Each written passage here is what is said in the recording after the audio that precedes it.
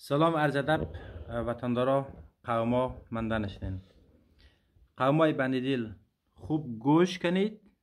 خواهش میکنم ویدیو را حتما دوید بزنید و باز نشر کنید. قد دیگه قومنا خوارو برای نازنین من کشور برزیل، کشور آرژانتین بخش مردم آذره خیلی ساده ویزه بشر دوستانه میده.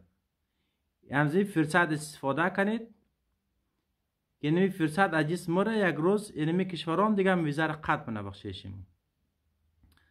اگر در پاکستان هستی، اگر در ایران هستی، میتونی خیلی ساده از طریق سفارت از کشورها خودت اگر نمیتونی من قد همکاری میکنم که چی رقم ویزاهای از کشورها را درخواست بدی.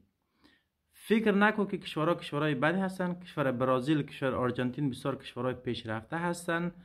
کشورهای هست که در آینده نزدیک بهترین اقتصاد جهان میشه. کشورها الان هست، مخصوصا برزیل که امروز بخش مردم آذره به سادگی خیلی ساده ویزا میده.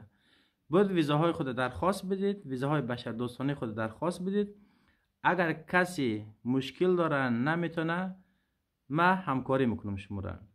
از شما خواهش میکنم این ویدیوی مرا در هر فضای مجازی که میتونید، در توییتر، در توییت میخواید توییت بزنید، اینستاگرام میخواید پخش کنید، در هر رقم هر جایی که میتونید در تیک تاکتون بازنشر کنید، توییت بزنید تا بیشتر قوما خبر شونه. دلتنگی نکنیم، حسودی نکنیم، بلکه بیخین از شما برشنیم که افغانستان جور شدنی نیست. از ایران هم خدا نکرده اونجا جنگ منگ شونه در مردم شما بسیار ضرر میرسه، پاکستان همچنان. پس خواهش میکنم ویدیو رو دوید بزنید، شیر کنید، لایک کنید با دیگه دوستا خو.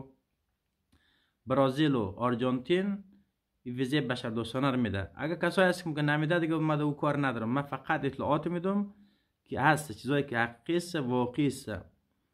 و فردا باز دیگه ویدیو براتون نشر میکنم. قربانتان، زنده و سلامت باشین.